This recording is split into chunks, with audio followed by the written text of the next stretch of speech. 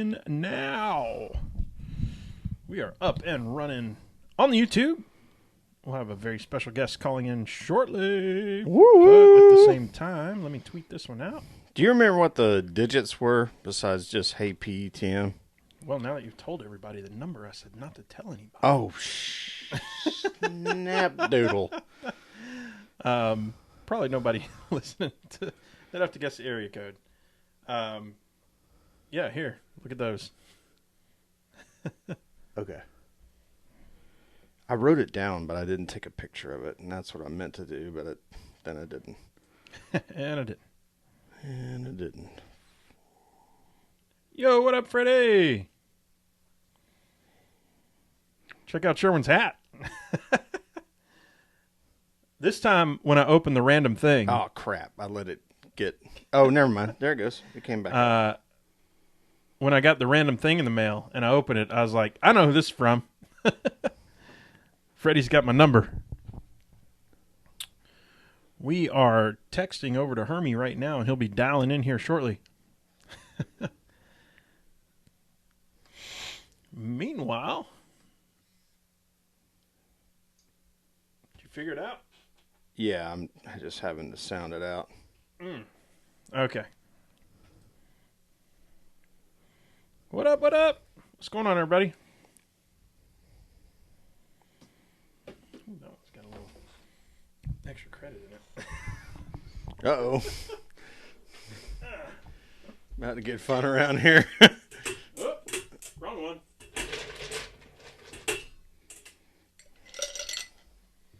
No, so... It's funny, you walk into the house, this is probably the first day in a while that, like, the temperatures remained exactly between two, I guess, zones. So that like hot and cold. Right, so the heater never comes on, the AC never comes on, so the air just gets stale in the house. So you walk in, you're kind of like, why does it smell kind of, like, doesn't smell... musty or yeah, whatever, and it's not like it's not moldy or anything, it's just like that air that hasn't moved in a while. I know what you mean. Something about that. Hermie's already texting back. Sweet. You got the top of this? He said, walking to the office now. Give Awesome. me 2 minutes. 2 minutes. 2 minutes a post, as they say in the Let's see. whatever world, racing animals world. Woo. Black cherry seems tasty. Black cherry. Get you some. Oh, I'm having to deal with it again. I just need to turn my mouse around backwards on this computer because I have it at work upside down or whatever. So. Oh yeah. The scrolling Mac thing. Yeah. So down to go up to go down. Right. And it's a mouse that's very similar to this one that I use at work. And yeah, I'm like, I want to scroll up. Nope. Now I'm at the bottom page. What happened? So, anyway, first world problems there, huh? No kidding. My mouse scrolls the wrong direction. It's like when my house cleaner hides stuff from me. Like, I can't find my pan. Where'd the house cleaner put it? Like, oh well, have you a problem, Rusty? That is funny. I'm going to get started here very shortly, folks. We got Hermie calling in momentarily. And, yeah, we should have a good show for you tonight. A few people watching and hanging out, having fun. Should be a fun night. Yeah, I listened to most of Brandon's podcast before I even got in the car. Yeah. Cool. It was good. Excellent. There he is. That's what that sounds like. Incoming call from... Hello. Hello. Hey, is that Hermie? What's going on? Hey, man, you're talking to Rusty right here, and I got Sherwin sitting across from me. How you guys doing tonight? We're doing awesome, man. Thanks so much for calling in. This is an honor for us to have you. Man, glad to do it. I'm glad y'all got straight with Winston Kelly to get me on board. I wonder what his assistant thought about that voicemail I left her. I saw them a couple days after y'all reached out to me. I was at the Waltrip event in Nashville, Daryl and Michael's event, and I saw Winston and Wendy at the dinner, and we just got a kick out of all that. Sorry, y'all didn't understand the backstory there, but it was fun. No, I thought it was hilarious. Oh, that's excellent. So, Hermie, we're live on YouTube right now, but we'll start our podcast in earnest here in a moment. I don't have to do a rundown of the show with you. You know how all this stuff sort of goes, but want to make sure two things. One, what's our time frame with you? The show usually lasts like an hour, but you can be here for 5 minutes or an hour or however long you like. I'm just walking in the door from Charleston, so let's call it 30 minutes. You want to do that? Sounds good, man. Yep. Sounds good. All right. We got you good there, and then and I'll keep an eye on time for you. Yeah, no problem. And then second, what we'll do, so once we go live, we do our whole intro and everything because I don't have it pre-recorded or nothing. We're just a couple amateurs here, and you might not be able to hear us for about 60 to 90 seconds, and then you'll hear us come in. If you're talking, people will be able to hear you. That's just because, once again, we're amateurs at this whole radio show thing. But we'll bring you in, I'll introduce, and then we'll just start talking. How's that sound? Let's do it. Awesome. All right. Well, while I guess the clock is ticking. Sherwin, you ready to roll? Yeah, let's roll it. All right, Hermie, like I said, we'll lose you for about 60, 90 seconds here, and then we'll be right back with you. You'll hear us talking. 10-4. Here goes nothing.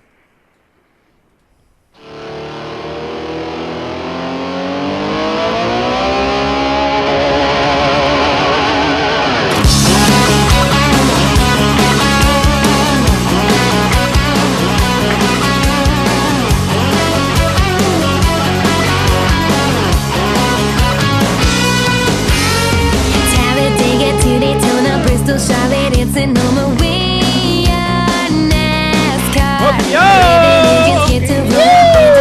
That's right. This is the Pregame Engineer Tug Air Racing Podcast, episode number 218. It's Tuesday, October 29th, 2019. I'm Tailgate Mayor Rusty Wallace. I'm in the PTM Podcast studio with Pregame Engineer Andrew Sherwin. What's up, dude? Hey, man, we get excited for every guest that we have every week, but this is somebody that we've respected for a really long time, and we can't wait to talk to him. That's right. Tonight is special. Before we get to it, y'all know what the deal is. This podcast is sponsored by you. That's right. Go to patreon.com/PTM. Join the What You Drink Club for as little as $1 a month. Get that free koozie. Best part is, every cent in 2019, we're once again donating to sponsoring drivers. So join the PTM Posse today. Be a part of the sport you love. This week's show brought to you by our official sponsors at the $5 and up per month level. Here we go. Laura Henshaw, Aaron Britton, Robert Keplinger, Coleman McClain, Eric Kettner, Ryan Kiefer, Brennan, Carl, Rika Porter, John Bob, Les Miller, Julie Bosley, John Pearson, Patrick Clear, Jeff Brown, Brandon Crowd, Kathleen McDonald, Stacy Wright, Eddie Gritter, Third Younger Motorsports, David Mullins, Patrick Johnson, Brett Morris, Crystal Smoke, Fred Rosado, Chad Knapp, Stacy Coleman, Matthew Camper, Lisa Chinana, Rick Houston, Todd Oliver, and Sarah Anbari. I missed a line there and had to go back on it, so did a little freestyling there at the end. That'll happen. Yeah. Well, y'all, we want to go ahead and bring him on the show. He's the winner of the 1993 NASCAR Busch Series Rookie of the Year, 66 races in Cup, 266 in counting in Xfinity with 2 wins, 15 races in truck, 5-time All-Star racer, pit reporter for FS1 on Twitter at Hermie Sadler. It's Hermie Sadler. What's up, Hermie? Good evening. How are you guys doing? We are doing awesome. Thank you so much for joining us on the show. We're beside ourselves. We kind of just want to sit here and just drool for a little bit and be like, holy cow, it's Hermie Sadler. But we know we got to get on with the show, so appreciate you being on. Look, I think based on y'all's intro, I'm finally on a show with somebody that talks faster than I do. We're trying to get all the content in as quickly as we can, but that's y'all need to be doing car dealership commercials. Car dealership. I'll do some auctions. I'll do. You know, where they do the tell you all the good stuff, and at the end they go all the stuff they don't want you to hear. That's what y'all just did. That's the fine print. That's right. Fine print. All the diseases that this pill's going to make you catch too. Hermie, what they're really saying is not a chance in hell you're going to qualify for all these things we just advertise, but don't worry about it. Yeah, exactly. Hermie, we ask our guests the same first question every show. Do you have a drink in hand tonight, and what are you drinking on? Well, not right this second. I just had a drive home from Charleston, South Carolina. I was down there a couple of days with Denny Hamlin and his group for his charity events the last couple of days. So I just walked in the door, so I did have a Starbucks coffee. I left it in the truck when I came in, but I can report, not proudly, by the way, that I think in the last 2 days I had probably 125 Tito's and lemonade, if that helps.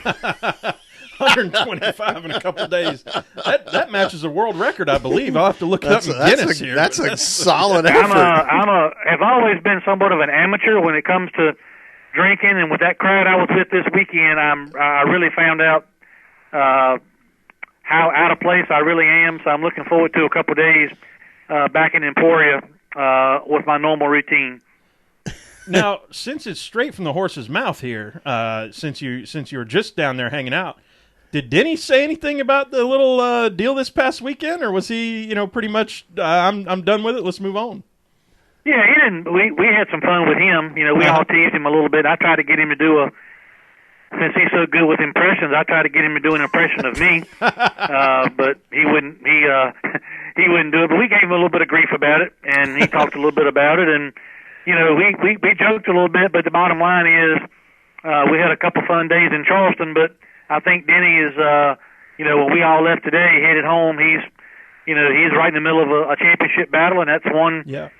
Check on the old, checklist that he hadn't completed yet, and that's winning a championship. And I think he certainly, obviously, by the way he's performing, feels like this is probably his, best opportunity. So we gave him a bunch of grief and teased him all day, half a day Sunday and all day Monday about it. But when I left today, when we all dispersed, headed our ways back home, wished him luck this weekend at Texas, and certainly trying to make it to Homestead.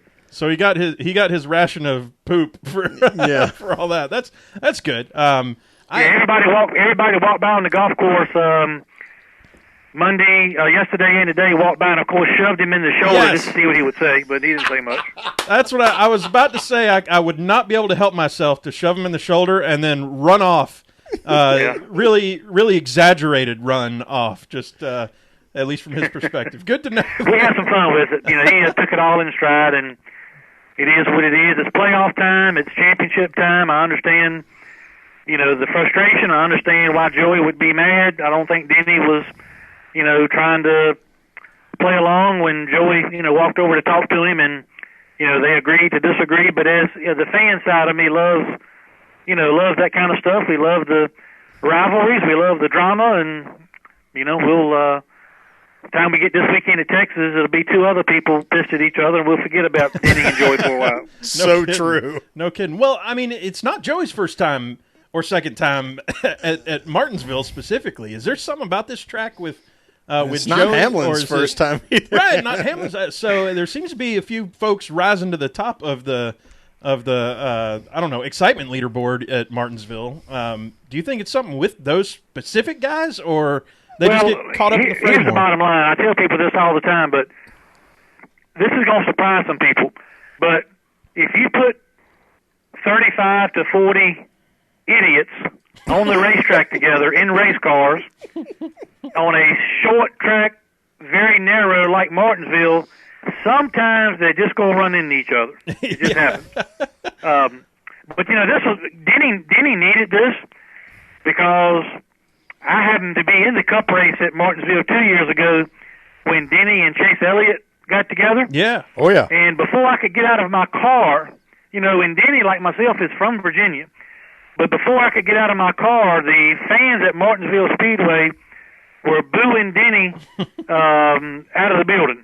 They were not happy with Denny, even though he is a Virginia native. And, in fact, my bus was parked right next to Denny's at Martinsville. This was 2 years ago.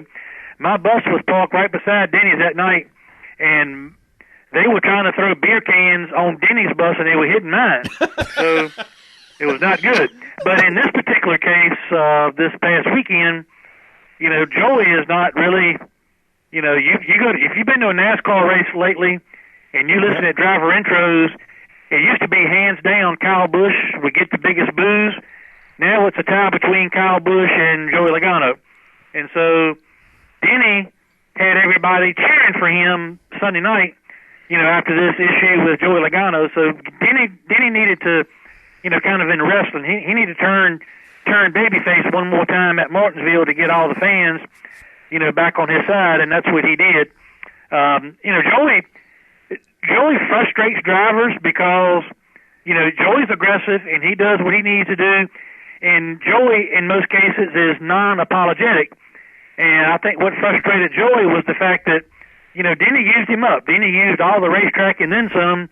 And then when Joey walked over to talk to Denny was kind of like Joey normally is, which is non-apologetic. I don't want to hear it. If you want to talk, we'll talk, but I'm not going to apologize, whatever. And that's kind of what Denny gave Joey, and I don't think Joey appreciated that. So, you saw what you saw. But overall, again, like I say, it's playoff time.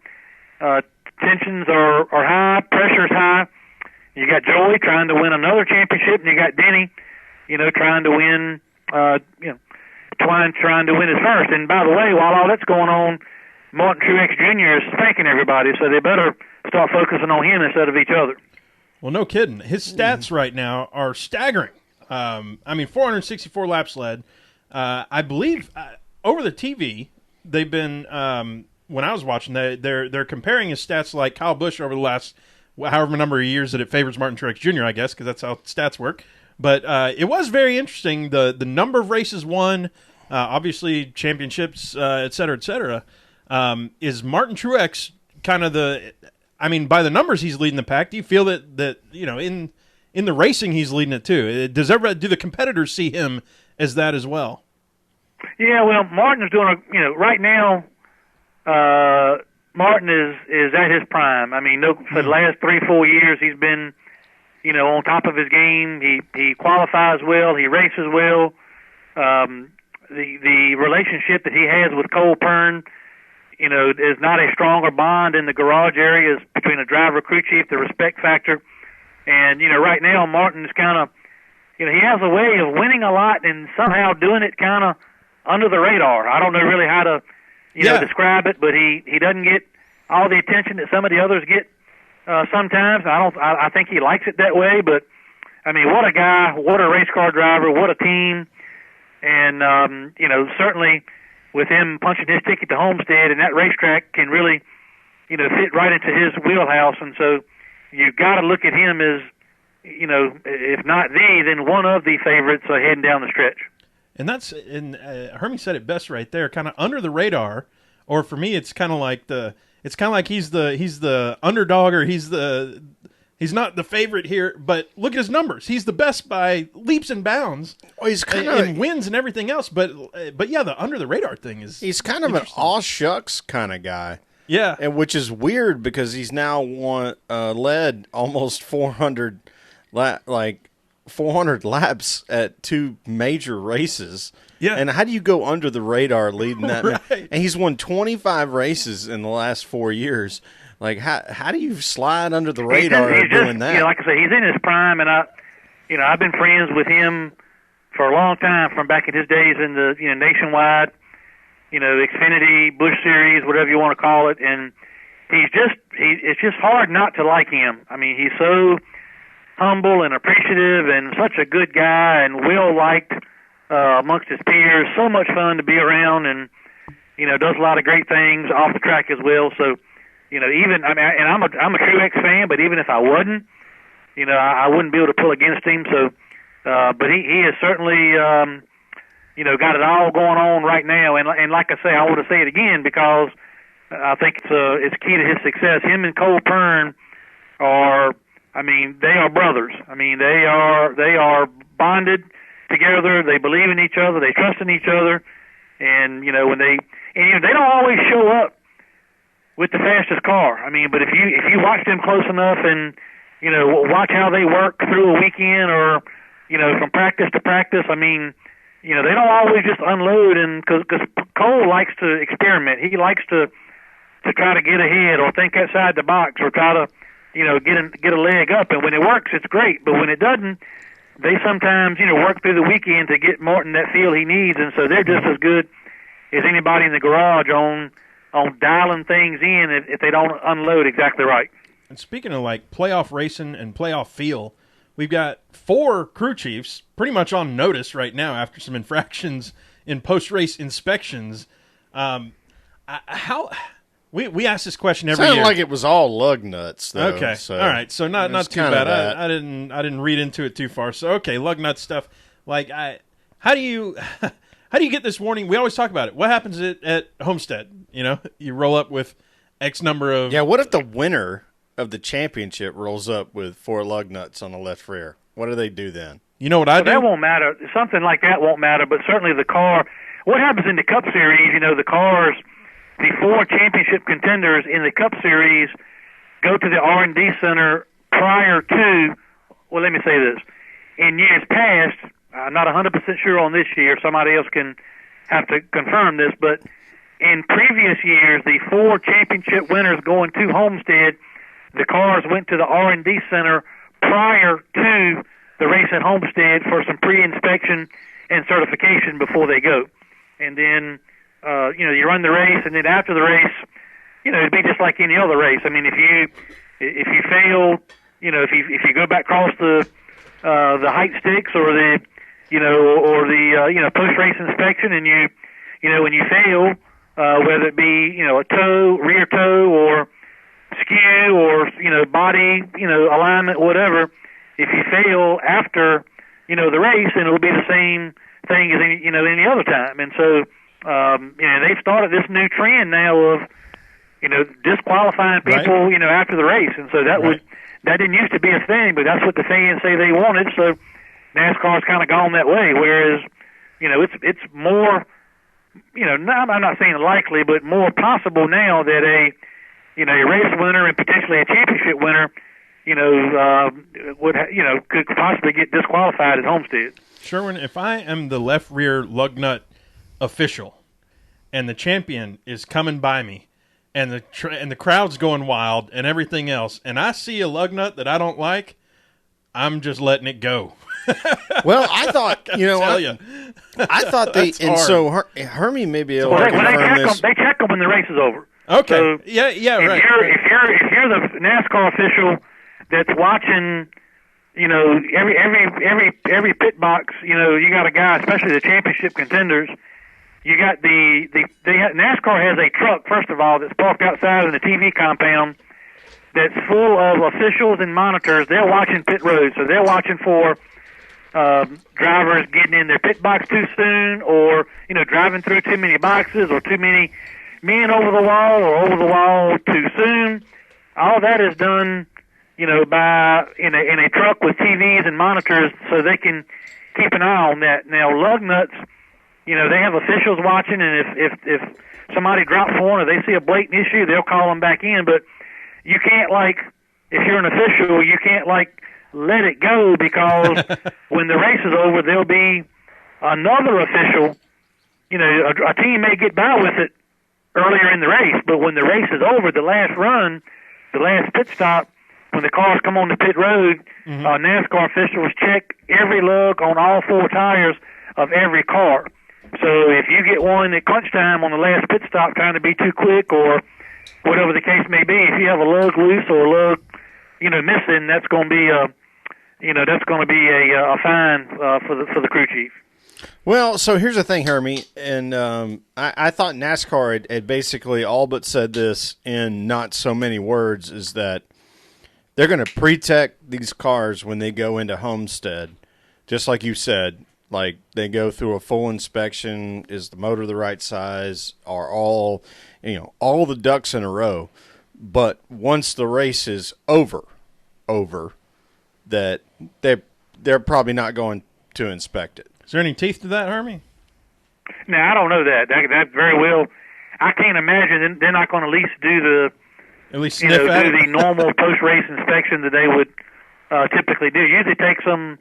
We used to not find out until Tuesday if the race was official, and now that I would think that it usually takes about an hour to an hour and a half after the race. I cannot imagine that they won't do at least the typical post-race inspections like they do now, because these crew chiefs are smart, and they know through the course of a race, by adjusting wedge and maybe adjusting track bar and some other things with the car, that they can improve the aero and the handling of the car by getting the back up and the front down and doing some other things. And I just can't imagine that NASCAR is not going to at least run the cars back through the scanning station and do a normal post-race procedure. I would certainly think they would do that. Okay. Well, Hermie, let's switch gears a little bit we know a lot of the PETM posse, as the folks who are listening like to call themselves. They're into some wrestling. We know you're into some wrestling and been involved with it for quite a while. Tell us, how'd you get into it as a fan, and then even furthermore, want to be kind of a member of the community in that?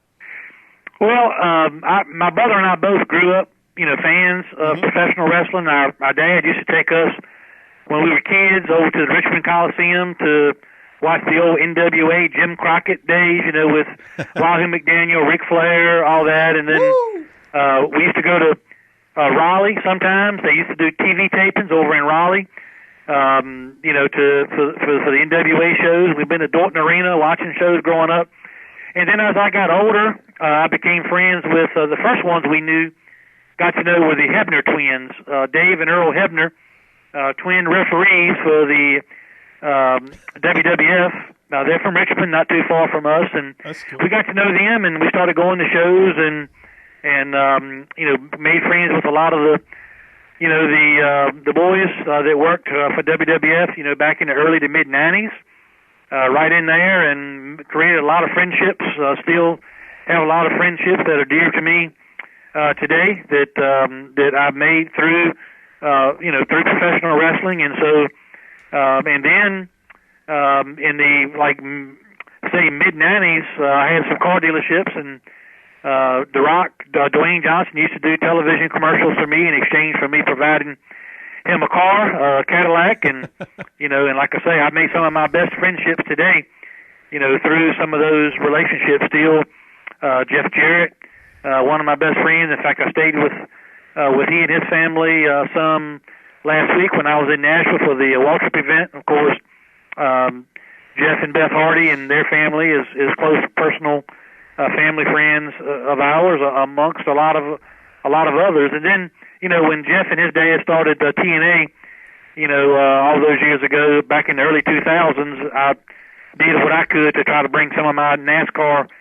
friends over to try to help them draw some mainstream media when they were, kicking that promotion off. So I, became a little bit involved in that, and then I started doing some live events, some house shows, as we call them, for TNA. Back in the early days, I had a little territory that I was running shows for Jeff and Dixie Carter, through that time. So just grew up a fan, started that way, and got involved a little bit more business wise, through the years, and now I'm not really involved in any kind of way business wise, but certainly have a lot of friendships that I cherish that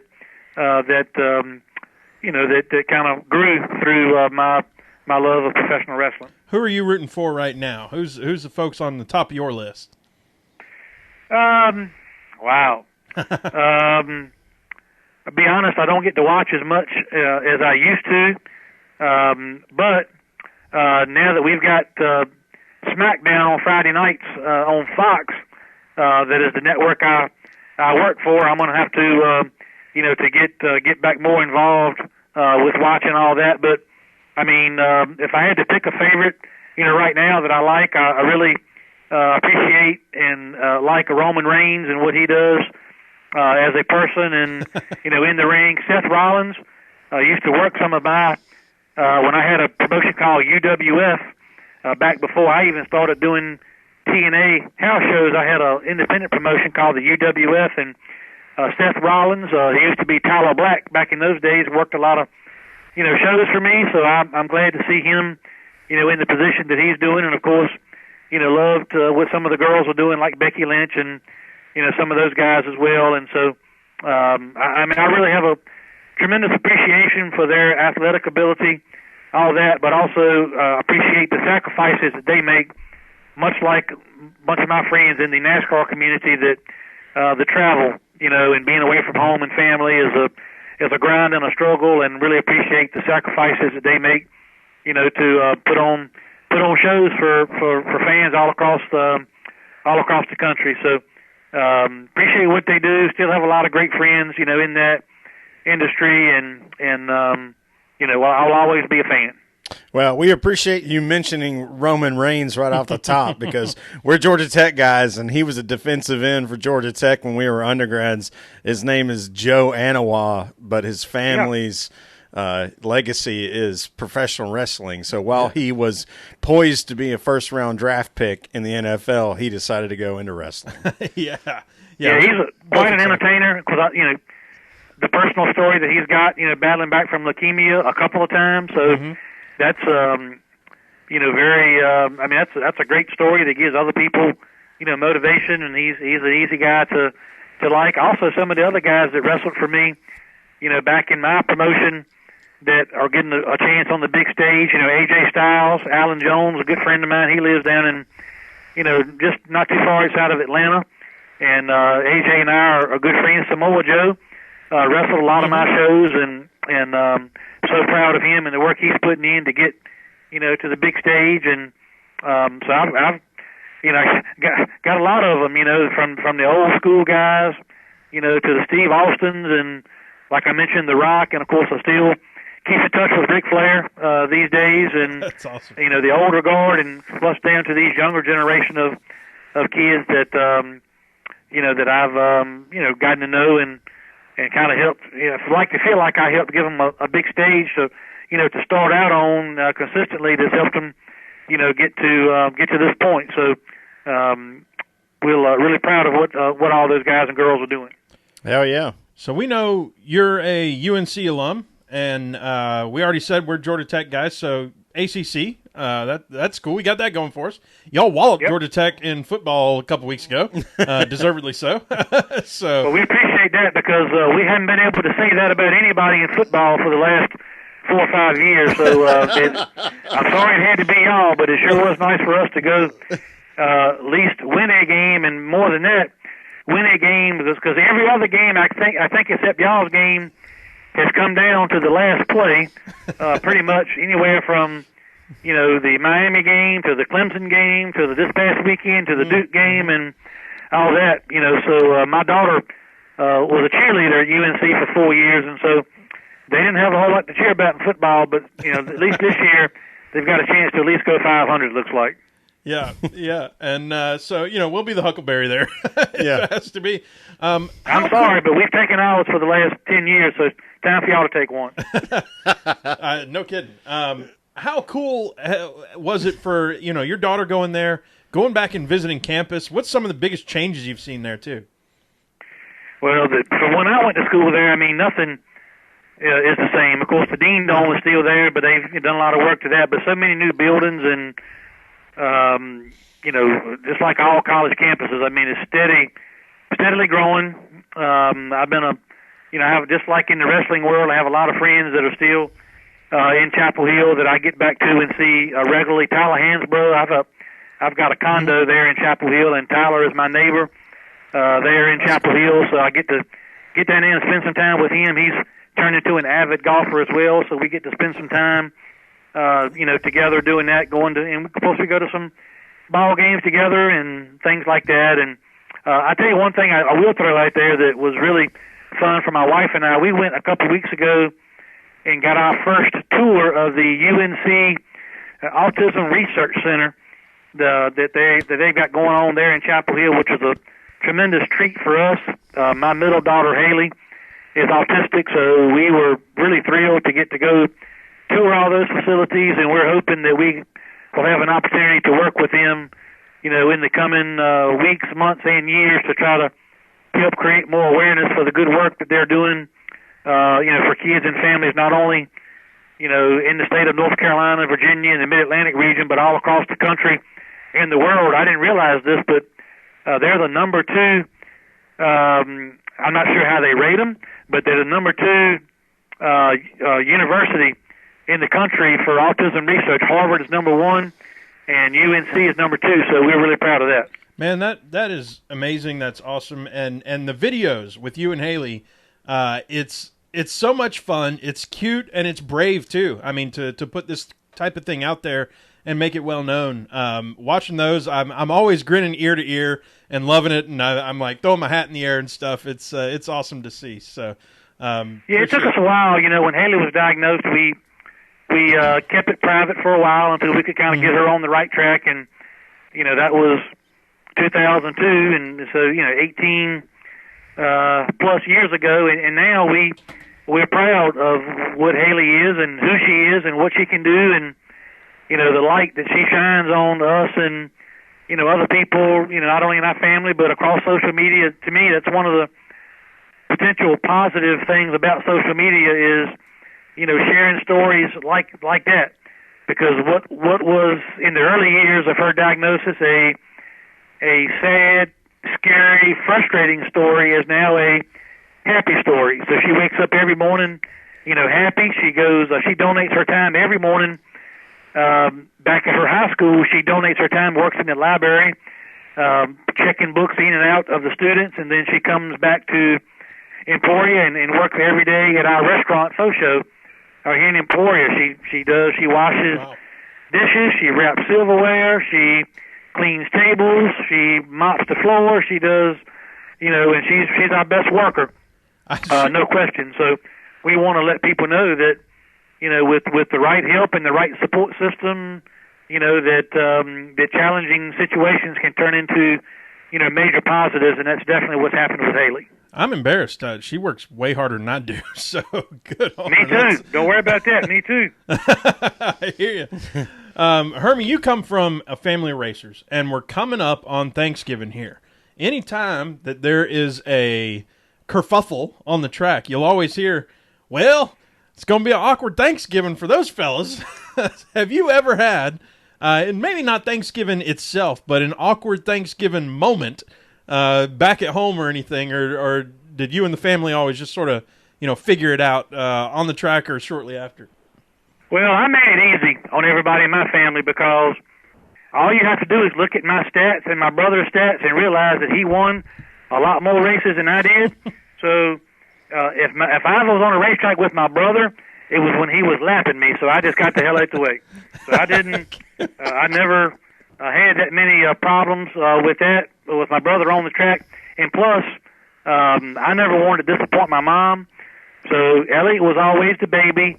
He's been spoiled his whole life, mama's boy, all that. So I just kind of stepped off to the side and never put myself in a situation where I was going to make Mama Bill, get on me or whatever, because I knew she was always going to take Elliot's side because did I mention that he was a spoiled brat baby?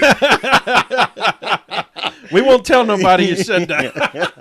I hope we can have Elliot on This is sometime. not public, is it? Nobody can hear this but us, right? No, just us. Just us. Yeah, nobody's hearing this. Oh, man. So here's a position you've been in before, was winning a race and having some heat-of-the-moment excitement. Sounds like Todd Gilliland had a little bit of heat-of-the-moment excitement, perhaps not thinking that the whole world can hear when he dials in and yells out something fun. Is this a heat-of-the-moment excitement thing, or do you think there's some sting to that when he said whatever he said? I'm not going to repeat it here. When he declined to invite Kyle to the victory lane, you mean? Yes, Correct. Yeah. That is a super polite way to say that. With four-letter words that have U's in them. I think in this case, I think it has some sting to it because, Kyle Busch doesn't need my advice, and he can handle things with his race team how he wants to, because obviously he's got a tremendously successful organization, and they will continue to be that way. And I love covering KBM in the Truck Series and all those things. However, if I were Todd Gilliland, or if I were Todd Gilliland's father, or if I were in Todd Gilliland's family, I would have preferred that Kyle not publicly make comments about my performance or lack thereof. I think it's certainly within Kyle's rights to have a sit-down, heart-to-heart conversation with Todd Gilliland or any other young driver, Harrison Burton, whoever you want to say. I think it's certainly appropriate to have all the meetings you want in private, at the shop, in the back room, in the office, whatever. Have all the conversations you want about, we need to run better, we're not running well enough, we expect to win, we need to win, all that.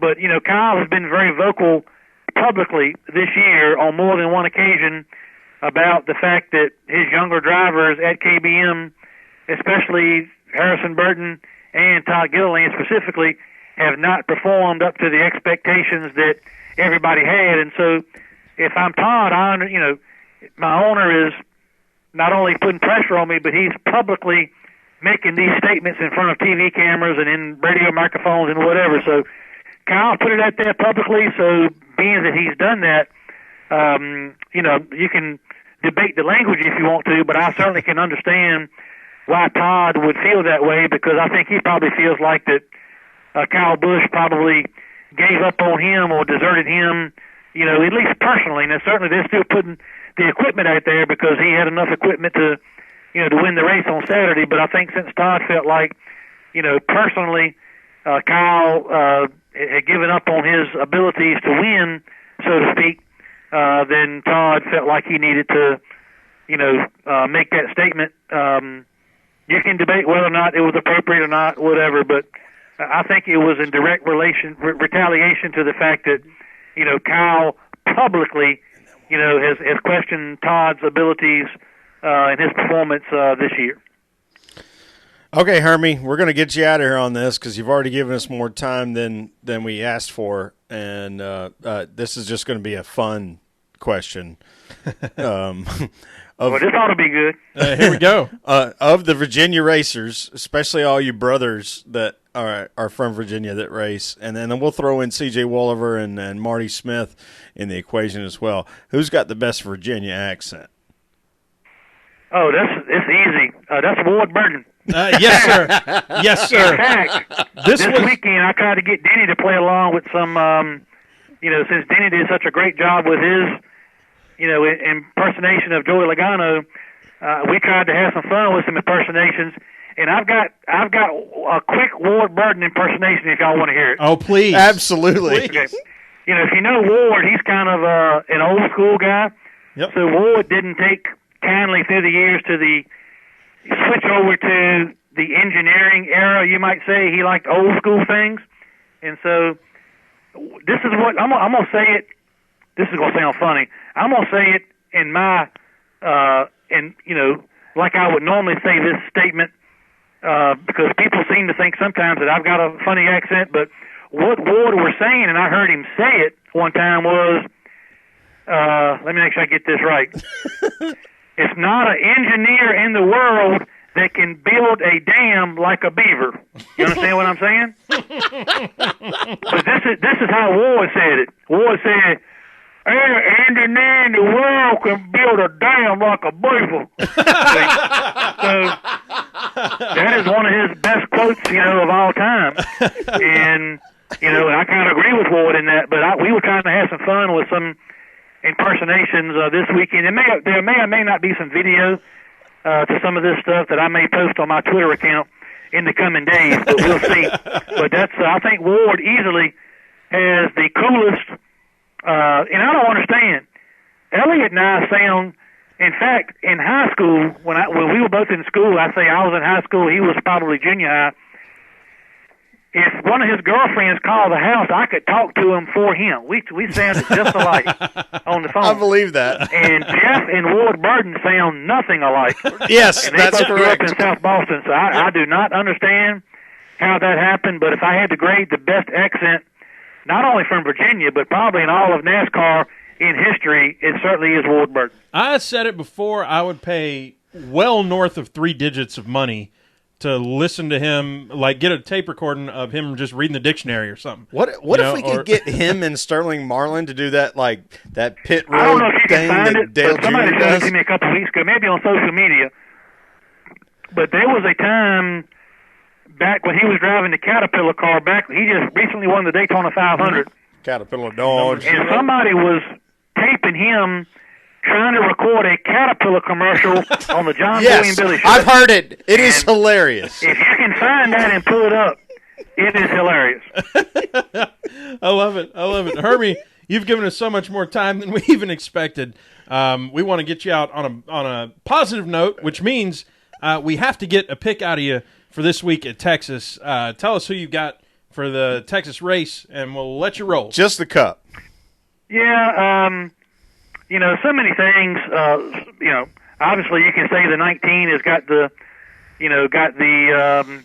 mojo right now, but I think coming off his big win at Kansas, and being that I just came home from a 2-day charity weekend with Denny Hamlin, and the fact that I want to be invited back to next year's event in Charleston with Denny Hamlin, I'm going to pick Denny Hamlin. Hamlin, there you go. You know what? Y'all make sure that y'all get the word out to Denny that I picked him in Texas this weekend, and it's only because I want to be invited back to the Pro-Am Jam next year. If y'all can get that word to him, I appreciate it. I think he listens live to the show, so he probably already knows. Shrimp and grits and golf, baby. Right now. That's right. Oh man! And Denny, if you want to send a invite over to the PETM podcast, Hermie, thank you so much for joining us. Everybody else, hang out for a little bit. Close us out. Tell us what's going on soon and where the folks can come see you. Well, I'm off this weekend. I'm going to be doing some family things. Of course, the Truck Series doesn't go to Texas, but we're back on the road the following week. We'll be obviously out in Phoenix. We'll set our Final Four, and then Homestead, in a couple of weeks for the Ford Championship weekend. We got a great battle in the trucks as well. You got Moffitt and Chastain, and they seem to be the two kind of up front. I'm anxious to see if Crafton can stay alive. I love Stuart Friesen. Tyler Ankrum has been, same as everybody else. I mean, one win at Phoenix can turn this whole thing upside down. So I love truck racing, love being a part of it, and I can't wait to get to Phoenix in 2 weeks. The off weeks in truck racing is where I'm the saddest. It's the best show in NASCAR, and we had like 2 or 3 weeks or so at some point, and I was going. I finally said, "When's trucks coming on?" Next week, okay, like September off. Yeah, I think. yeah. It's so much fun. They'll put on a great show at Phoenix, and I always do at Homestead. So, but hard to believe another year is just about come and gone. That's right, Hermie. Take care. Thank you so much for joining us. It's been a pleasure and an honor to have you on the show. Yeah, man. Y'all have a good night. Take care. All right. See you Thanks, around. Hermie. Bye-bye. Bye. Y'all, Hermie Sadler, the Hermie Sadler. Holy crap. Yeah. How much fun. Sherman, we got more to talk about. I figured we probably did, which is why I'm going to make another drink. Please do. Let's see. We talked about Hamlin and Joey. We talked about Truex. We talked about Todd Gilliland. We didn't really talk much about trucks and Xfinity. I mean, the next truck race is like the qualifier for Homestead. Yeah, it's like a last chance. I had the strong showing by Ross Chastain. Phoenix determined the last round, and Hermie kind of said it there at the end. But we're really looking at kind of two guys right now: Brett Moffitt, Ross Chastain. Is there a chance that anybody else, I think Austin Hill's probably the only one that's really still in it. Yeah. But, yeah, those are the guys. Those are the guys that I guarantee you TV wants. Right. And how much do you want to see Ross Chastain slam 1,000,000 watermelons?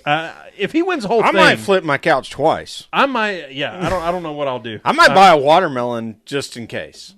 Oh, that's a good. And go outside and smash it. Yeah, that's a good call. You know what? I think that should be like a meme or something. If he wins a thing, like the whole ordeal, there needs to be 1,000 videos of people throwing watermelons. Yes. All right, y'all. Y'all go find your watermelons. You heard it. You're going to hear it. You're watching it now on YouTube. You're going to hear it on iTunes all week long. Go buy yourself a watermelon. Just go get one. It's like $4 or $5. Is that how much watermelon costs? I don't know how much watermelons cost. That costs about $5. Okay, yeah. All right. And just, bust that thing. And take a video of you doing it and send it to Ross. Yeah. Get whoever your significant other is to, like, take a picture of you gronking a watermelon, like, in the road near where your house is at. Xfinity Sherwin. Christopher Bell, Cole Custer. We've talked about it before. They have more wins than the field. Yeah, it's wild. Than the field. I mean, Tyler Reddick has 5 wins, and they still combined have more wins in the field. So Reddick is close behind. He has 5, and the other two, Bell and Custer, have 7. Is there any reason to talk about anyone but those 3? Allgaier. Here's the only reason you talk about Allgaier. He's up there in 3rd or 4th or whatever it is, and he ain't won a race yet. Yeah, he's Ryan Newmaning. Yeah, he's definitely Ryan Newman, and I don't hate it. I kind of like it. You never know. I kind of like the underdog, the well, I don't slide job guy. I guess I don't. I don't hate the consistency, like winning a championship. Like that was what the old school way was. He's pointing his way all the way towards a championship, and that's what NASCAR always was. And like, I think he has to win at Homestead, though. If he makes it the next round, for you have sure. to win at Homestead. Yeah. Your first win of the season at Homestead, that would be kind of cool. But you're not. I don't see a Bell or Custer or Reddick not winning that Homestead race. Well, yeah, between Bell and People don't get out of Custer, the way. they're so good at mile and a halfs. It'll be hard. Right. It's funny that that Allgaier's performance is sort of echoing what in Xfinity what Hendrick's performance has been over on the Cup side. It's like they're all suffering from the same. We're not really sure how this package works. Yeah. Even though they're not running the same package. Yep. But they're all suffering from the same fate of. It's not like they're running like crap. I mean, Chase has a chance still to make the final round. And it's like, but the cars really aren't doing what you would expect them to do. Yeah. Dude, did you hear Tony Stewart's back in a Cup car? Not for a Cup race, but he's doing some demo exhibition stuff at COTA. Yeah, and what I wonder about that is how much of that is just SHR wanting to go out and goof off and have some fun, or how much what's Sherwin? Is NASCAR wanting to understand what Tony's opinion about running a NASCAR Cup race at COTA? Oh, thank you. Keep talking dirty to me. Keep talking dirty. Oh, that is yeah. Or you know what? Cherry on top. What if he really likes being back in a Cup car? He's like, ooh, this feels good. You think there's anything there? They're allowed to field 5 cars a year as R&D. Yeah. So, in other words, I don't know that he would be, full-timer. He's not looking for that, but could we see a Tony Stewart in a Cup car in a race? At Watkins Glen? Oh, keep talking dirty, Sherwin. I told you. I love it. Yeah, that's awesome. You know what? We got to, real quick, we're going to take our hats off. Carl Simmons, longtime NASCAR official. Oh, yeah. Golly. Pretty much adored and loved by everybody. I if we had some more time with Hermie, I would have loved to talk to him about old Carl. Sounds like that was a good relationship across the board, across all the racers, media, everybody. So, Carl, the hats are off, the drinks are up. You're the man. I'm taking a sip there. Sherwin, I got to do this. Uh-oh. Oh, this is for me. Wait.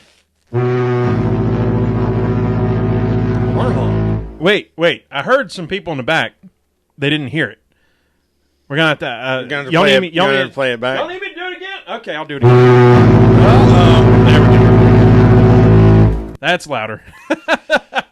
Guess who picked Martin Truex Jr.? Rusty gets a double fog fart. I've been trying to give doubles to everybody lately. You know what I mean? It's getting late in the season, Right. We're You going to gotta run double out up of when you chances here to do that real soon. Playoffs. Playoffs? Round 3. Currently, Truex, Hamlin, Kyle, and Joey, even after all the kerfuffle, Hamlin and Joey are in. CJ picked Kyle Busch, Harvick, Hamlin, and Chase. So he got 2. You picked Truex, Harvick, Hamlin, Chase. So you got 2. I picked Truex, Chase, Hamlin, Logano. I've got 3. So damn, it means nothing right now because last time we switch, and then Brandon came out with the Chase is going to have to win to get in. Dude, don't make me pick at Texas. I mean, that's going to come up here whenever the segment comes, right? But let's go ahead and do it. Well, we have a new follower shout out on YouTube, Andrew Higginbotham. How about that name? Higginbotham or Higginbotham? We had a Higginbotham when I was in school, so I don't know. Okay. Well, that's cool. Is that a thing? Higginbotham. I like that. Let's go ahead and wait. There it is. Woo, gas it up. Texas. Everything's bigger in Texas. And Tejas. they got the big hoss. They got the big track. It's 1.5 miles. They got the promoter with the ridiculous promotions. It took him all of 10 minutes to get his people to put together a Denny Hamlin, Joey Logano poster. Good for him. That's impressive.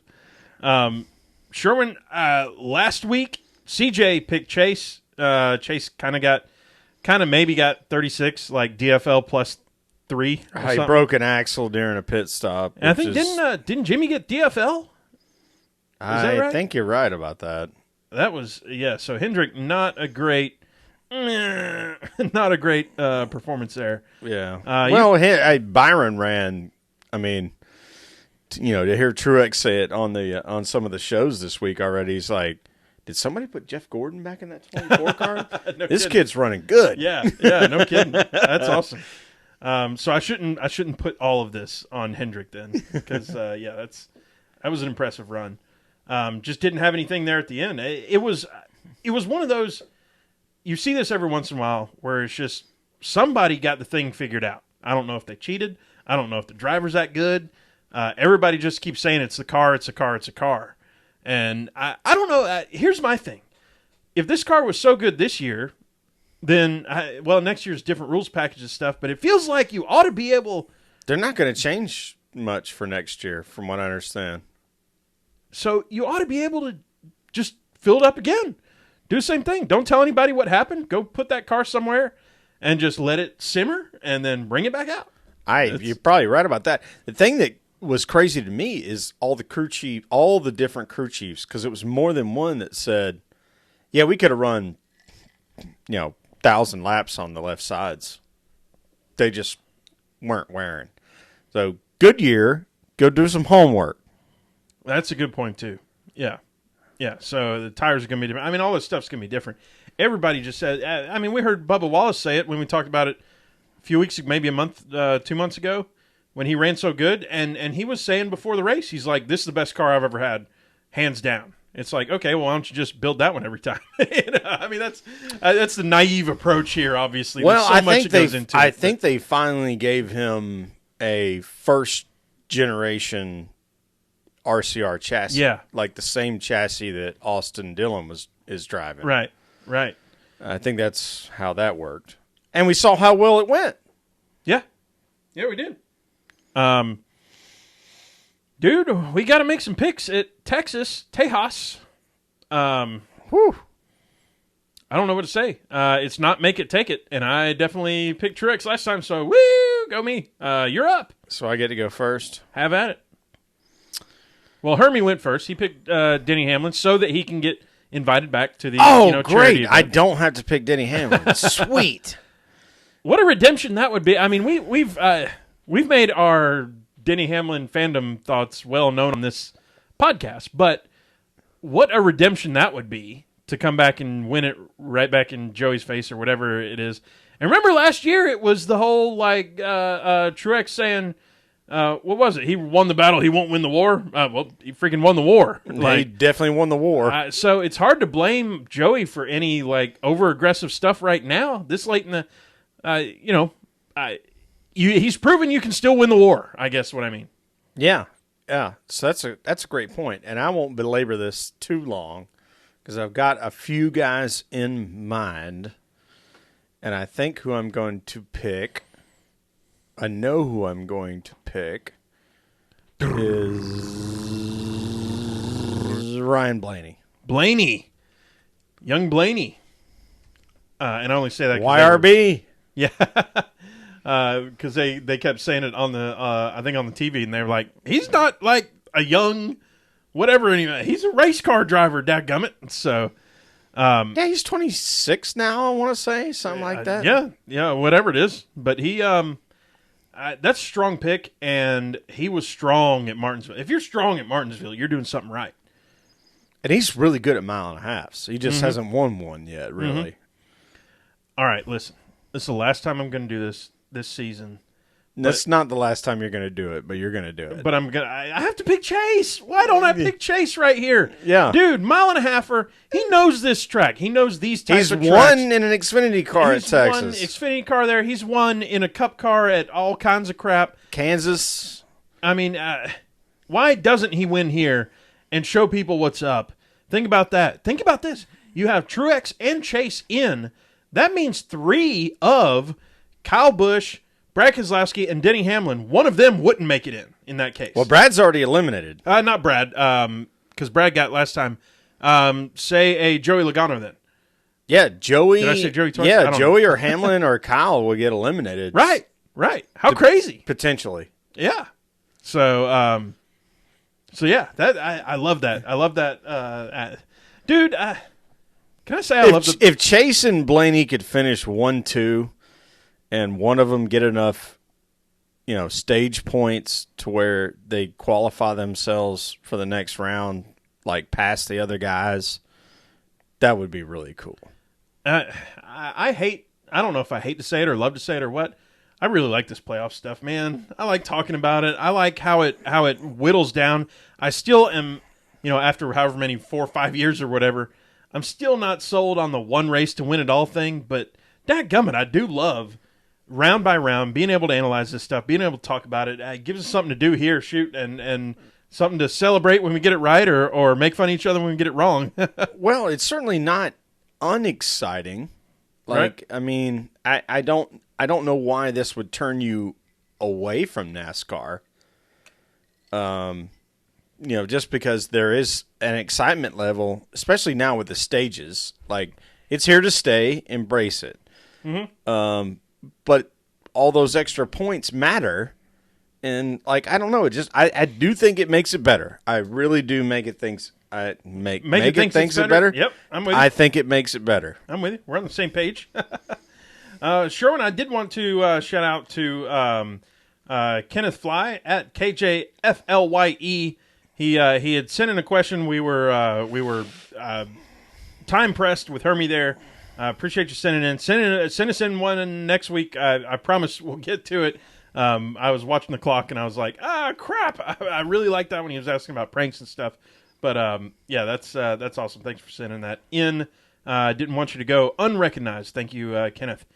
Sherwin, I think it's about time to, I don't know, call it, settle it down. Nice hat, by the way. Who sent you that hat? Good old Fred Rosado. Freddie, thanks for the hat, bud. It's dude, awesome. So y'all, Freddie has my home address now, which is dangerous. So I went out to the mailbox. I was telling Sherwin, we go to the mailbox like once every 2 or 3 weeks. I'm all digital, baby. I'm everything online now. All the bills, all your bills and everything. All the and I set them up to auto pay, so I don't even have to really go online and do anything. So everything just happens in my life, right? So me and my wife will look at each other and go, "Have you got the mail since September?" No, I don't think so. So we'll walk out there. It'll be 3 weeks since we got the mail. This thing's stuffed to the freaking gills. Our mailman's got to be more pissed off at us than anybody else. Because he's got to be like, what are these people doing? Are they taking month-long vacations all the time or something? Nope, we just neglect to go to the mailbox. Everything's digital, online, blah, blah, blah. So I went in there, and there was a package. Now, my wife orders all kinds of crap online, right? I mean, but Amazon will dump it on your front porch. Well, no, she'll get the stuff that comes from China and all that stuff, and they stuff it in the mailbox. Try to cram it in the mailbox. Yeah. So this time I get it takes me like 3 waves to get stuff out of the mailbox when you don't check it, but once every several weeks or whatever. And so then this piece came in. I'm like, what did she order now? And I look on it, it's got my name on it. And I'm like, what did I order? Jeez, right?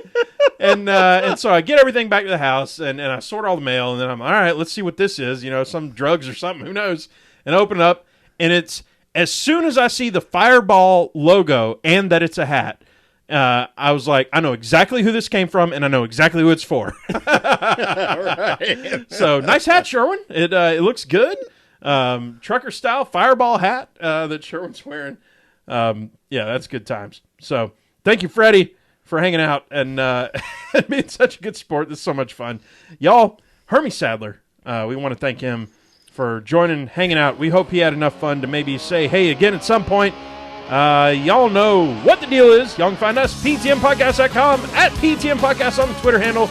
And as always, I'm Tailgate Mayor Rusty Wallace, at Tailgate Mayor. And I am Andrew Sherwin, at Pregame Engineer, and at Andrew L. Sherwin on Instagram. Y'all, I don't know if we want to spoil it yet, but holy crap. Oh, let's do it. Let's spoil it. You thought this week was good, and it was. And I'm not saying next week's better, but we've got Powerhouse 2 weeks, y'all. Sherwin, tell the folks who's coming up next week if they've listened to this long. Bob Levine. No. Owner of LFR. Like the Bob Levine? Duh. Like not his brother, but like... No, like the guy. B-O-B space L-E-V-I-N-E. Yeah. We've got Bob Levine next week, y'all. Oh, man, that's going to be a blast. Y'all know it will be. We hope y'all hang out with us. We hope you come join, and thank you for listening. We will talk to y'all next week, and we'll talk to Bob Levine. Peace out. We're stealing wheels and racing hard. We are NASCAR. We are NASCAR. Woo!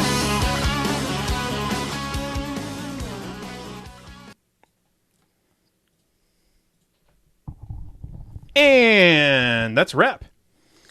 That is a wrap. Thank you for all of the YouTubers that signed on today and may also still be attached. No, you closed them out. Oh, no. We're good. We're still going. Somebody's out there. What's up, y'all? A little PTM After Dark for you. I see some folks. Oh, no. An error occurred. Please try again later. Oh, that's weird. I was going to say it closed out on me. That's why I was saying I think it. Oh, yeah. It might have. Well, I guess I better. I guess I should just stop streaming here. Oops. Oh, well. If you can still see us, yay. If not, sorry. We'll talk to y'all later. And thank you, Hermie Sadler. Mm-hmm. No, she said, no, we're here.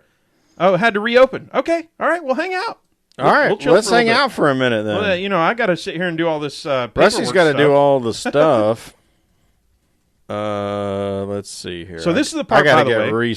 I gotta get reattached to this deal. So if you are interested in getting into podcasting and stuff, so what I'm doing right now is I'm saving everything that we just talked about, the whole thing as an MP3 file that we then upload. As y'all know now, we don't do any sort of editing, so all I'm doing right now is putting metadata in here. So I'm putting our names, I'm putting the title, the track number is 218.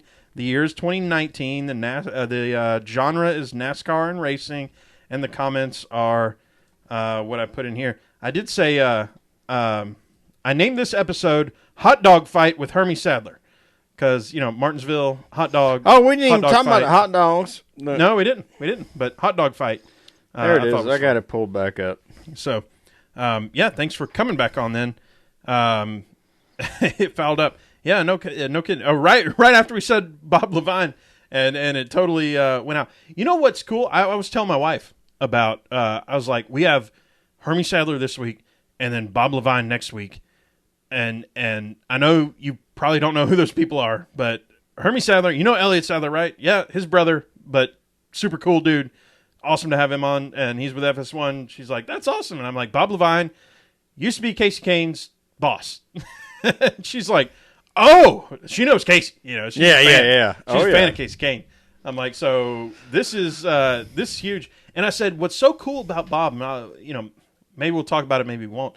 But on Twitter, if you tweet at him and he responds, he always says your name. If you go look at Bob Levine's Twitter right now, you'll see him responding to people. He kind of tweets over the top so everybody will see it, but always says well, Rusty, blah blah blah, or well, Sherwin, yada yada, or well. And even if it's some weird name Bill Dude 69, he'll be like, well, Bill Dude, here's the deal. So yeah, it's going to be a great conversation because we're going to get to engage him in how he thinks social media works, right? Because he's been killing it, right, on social media, right.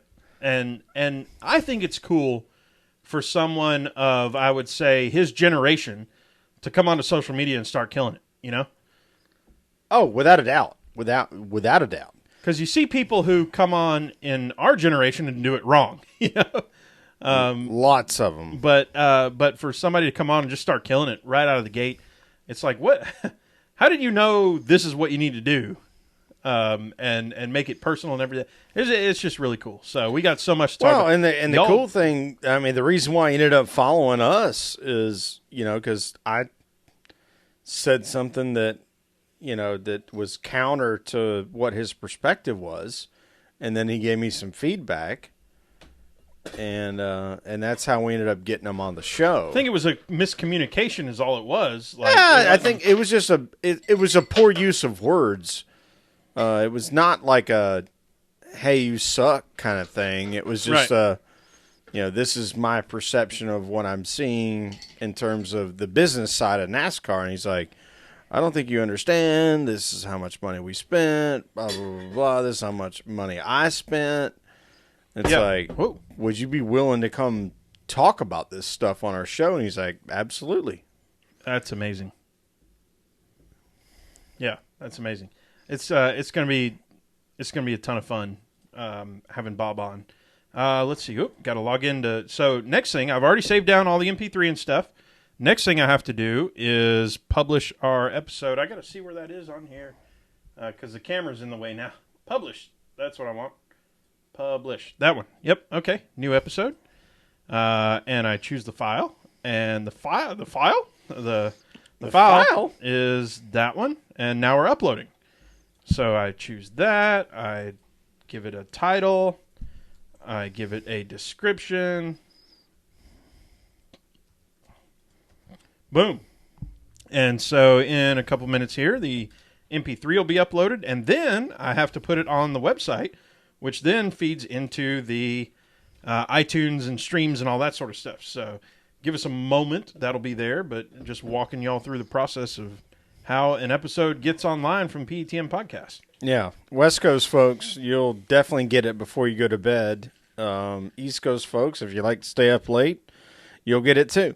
That's right. I mean, it should be within the next 3 to 5 minutes that this is all done. So I'm at PETMpodcast.com.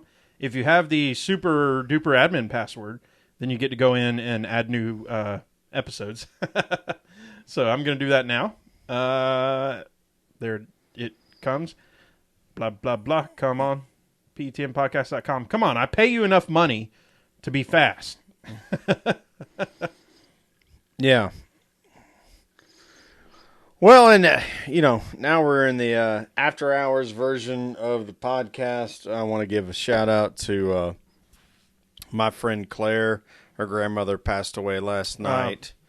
Well, so hats are off there. That's tough for her. Glasses are up. That meant a lot to, she certainly meant a lot to her. So that's tough. Yeah, bummer, man. Yeah, Claire's been awesome over a long period of time. Yeah, she certainly has. Yeah. Let's see. Come on, podcast episode. We're at like 90%, 92, 4, 6, 3, 2, 7, 1, 8, 9, 99%, 100%, 100%, 100%. I always hate websites and stuff that do 100%. There we go. Publish. Hit the button. Do the thing. There's that. And then I paste it in there.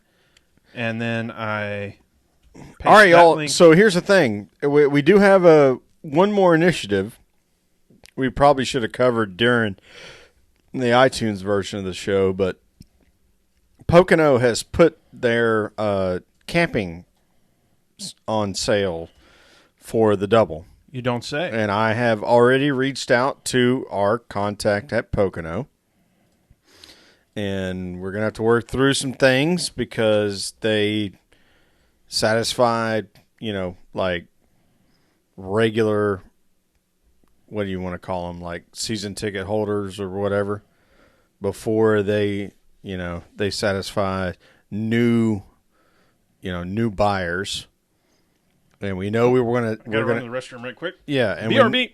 we know we're going to take at least 20 people. Like, there's been 20 people that want to do this thing. So, if y'all are going to do the thing, please, please, please DM me and hashtag Pocono double so that I can find it even if it gets buried within the thread. But it's in progress. We're working on it.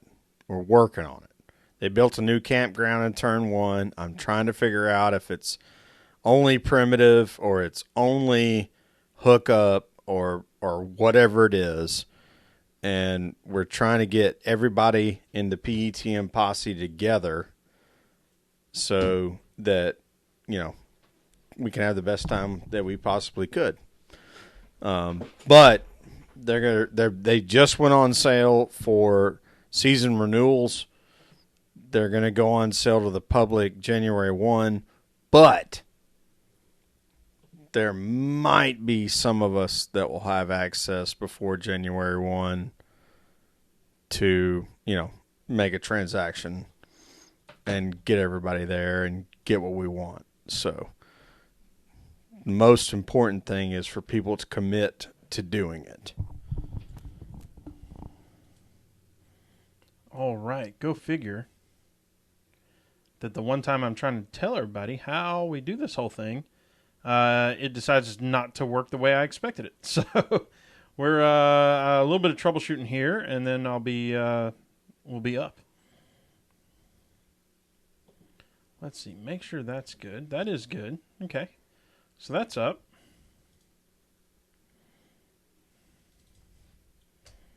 That's up. Let's do an update. Let's do a ping.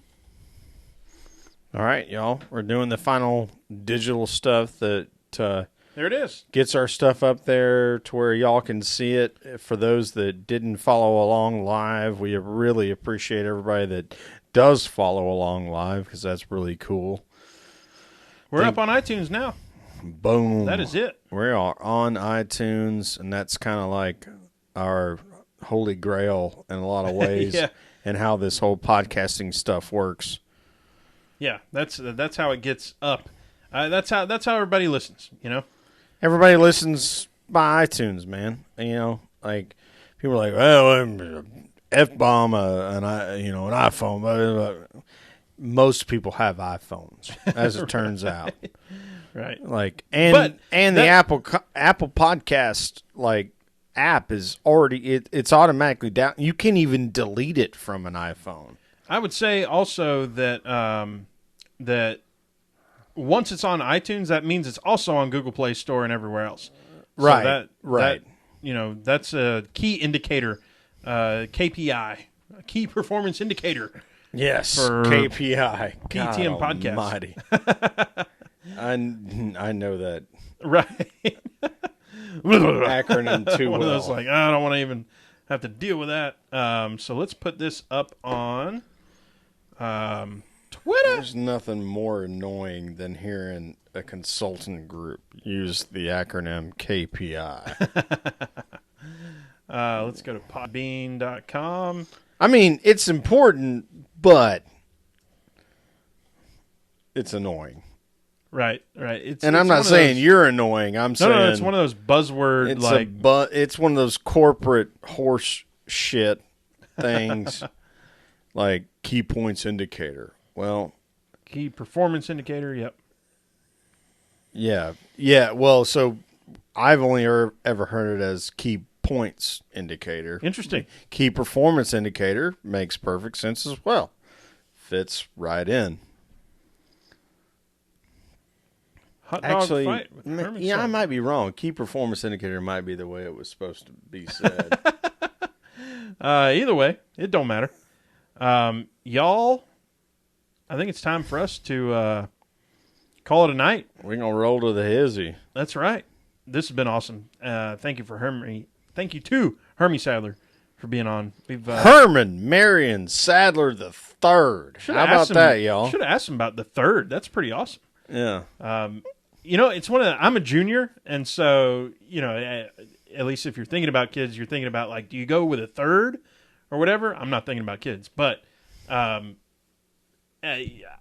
a junior, you're like, I don't want to have somebody else have to deal with having the same name as their father again, right? Because there's been so many times where it's been like, no, I'm the junior, blah, blah, blah. Like, you always have to do that. And then you have to find the suffix in like the drop down, if they have it when you're filling out your name. Oh, yeah. Patrick Allen Wallace. Yeah. And then you have to find the junior part and all that stuff. But on the other hand, there's been some upsides. Before 9/11 and all that, I flew in my dad's name. I think I've talked about this before. Like, there was a plane ticket with his name on it. And what was funny was that it was on Delta, and it had something on the bottom that said Delta Sky Miles member since, and the year was before my date of birth, right? Like, Oh, and they just ignored it. and they didn't care, right? So it was really funny. Well, the funny thing about that too is your I've dad's gone by Pat. He's always gone by a nickname too. Yeah. So he's yeah. It's kind of weird. And so that's the other thing that pisses me off, by the way, is people who are like, oh, well, we're gonna name him blah blah blah, but we'll just say, it'll be something really weird, but we'll just call him Corey or something, And you're like, well, why don't you just name him Corey, from somebody who has had a different first name than their actual first name their whole life, and having to deal with, well, no, it's this, or how do I sign my name?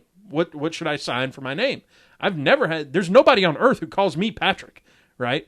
Right. But that's actually how I sign my name when I'm signing, documents and stuff, because that's what's on my ID and all that. And so you have this identity crisis of, who am I if I'm not Patrick, and I'm not Ricky, and I'm not Rusty, and I'm not all these other things. Like, what? Who in the world? So you have all that going on. Y'all. Yeah, I had a friend in high school. It was Robert Earl Anderson the Third. Mm-hmm. But he went by Trey. I never knew he had other names because we just knew him as Trey Anderson. Yeah. And then I found out he was like a third. Right. And Trey. Okay, it makes sense. That's French for three. Oh, that's okay. I see. Yeah. I mean, that's creative, but you know what? F that, y'all. Just name your kid Trey. That's where you need to be. Yeah. That's That's like fair point, Sarah. Every married woman who changes name. My wife went through that. I understand. Luckily for us, she kind of changed jobs around the same time too. Yeah, but she didn't change first names. She changed last names. She changed last names. She also kind of changed her middle name to be like two names. I mean, she changed all kinds of stuff. But she's Serena Wallace, and I'm whatever you want to call my first name, Wallace. So right. Oh, so she hyphenated her middle name? It's not even hyphenated. She technically has four names. Is the way that she went with it, which is fine. I don't care. But that's interesting. Yeah.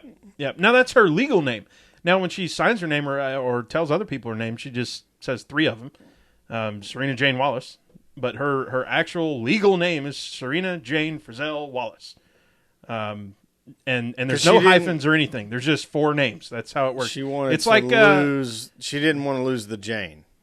She didn't want to lose the Jane, and she wanted to keep the Frizzell, her original last name, in there somewhere. So that's one of her two middle names now, like legally. Well, didn't y'all? So we had this conversation before, and I don't know if you want to have this on YouTube or not. I don't think you care. I'll do it. But you guys had the conversation of, like, she was kind of considering not, like, taking your last name officially. Yeah. And you were like, well, then I'm not going to wear the wedding ring. Right. It was, and then y'all compromised. So we were both kind of being a dick about it, and it was just kind of like, okay, well, let's just both let's not overdo this thing. It's all fine. It's fine. Yeah.